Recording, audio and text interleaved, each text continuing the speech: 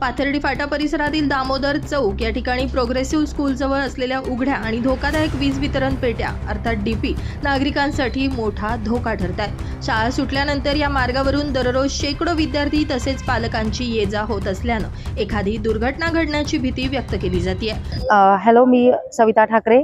आम्ही दामोदर नगर इथे राहतो आणि इथे जे आसपास जे रस्ता आहे किंवा जो रोड आहे, रोड फ्रंटला ज्या डिप्या वगैरे लागलेल्या आहेत तर त्यांना काही कुठल्याही प्रकारचं वटणं संरक्षण वगैरे नाही किंवा तिथले कुठल्याही प्रकार त्यांच्याकडे लक्ष दिलेलं नाही। तर आमचे जे लहान मुलं असतात ते रस्त्याने जातात येतात, आजूबाजूला आमच्या जवळ स्कूल आहे तर स्कूलच्याही मुलांना तो त्रास होतोय। जर मुलांनी कधी हात वगैरे लावला, जर काही करंट शॉक वगैरे बसला तर त्याच्यापासून बरंच मोठ्या प्रमाणात जीवितहानी होऊ शकते किंवा कुठल्याही प्रकारचा मुलांसाठी धोका होऊ शकतो। तर याचं MSEB ऑफिसने किंवा त्या महामंडळाने याची त्वरित काहीतरी त्याच्यावर नियोजन करावं आणि लवकरात लवकर त्याचं काहीतरी असेल ते तुम्ही सोल्युशन काढा आणि आम्हाला पाहिजे त्या गोष्टीसाठी किंवा आमच्या मुलांना त्याच्यापासून संरक्षण भेटावं याची तुम्ही काळजी घ्या।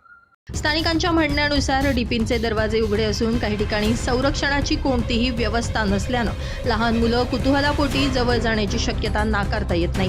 पावसाळ्याच्या पार्श्वभूमीवर या उघड्या डीपी अधिक धोकादायक ठरत असल्यानं तातडीनं दुरुस्ती करण्याची मागणी नागरिकांनी केली आहे। विशेष म्हणजे दामोदर चौकातील काही भागात नागरिकांनी स्वतःच्या सुरक्षिततेसाठी उघड्या डीपींना लाकडी फळ्या लावून तात्पुरती व्यवस्थाही केली आहे। मात्र ही कायमस्वरूपी उपाययोजना नसून संबंधित विभागानं त्वरित दखल घेऊन सर्व उघड्या डीपी सुरक्षितपणे बंद कराव्यात अशी मागणी परिसरातील नागरिकांनी केली आहे। आपला नरारी नगर म्हणून आहे, इथे आपल्या इथं प्रोग्रेसिव्ह शाळा स्कूल आहे। तर तुम्ही बघू शकता इथं एवढी डीपी बांधून ठेवली आहे, तिचं मेंटेनन्स पण प्रॉपर नाही। कदाचित भविष्यामध्ये आता कालांतराने एवढा पाऊस चालू आहे आपल्या नाशिकमध्ये तर तिची काय म्हणतात करंट बी उतरू शकतो, पोरांना त्रास बी होऊ शकतो। एखादी वायर पडली किंवा पोल बी जर पडला तर पूर्ण शाळेचं नुकसान होतं। आजूबाजूला सोसायटी बिल्डिंग आहे, आपली एवढी मोठी बिल्डिंगला सुद्धा त्रास आहे, त्यांचं मेंटेनन्स व्यवस्थित नाही। तर माझं सर एवढंच म्हणणं आहे की याचं तुम्ही काहीतरी दुरुस्ती केली पाहिजे याच्याबद्दल।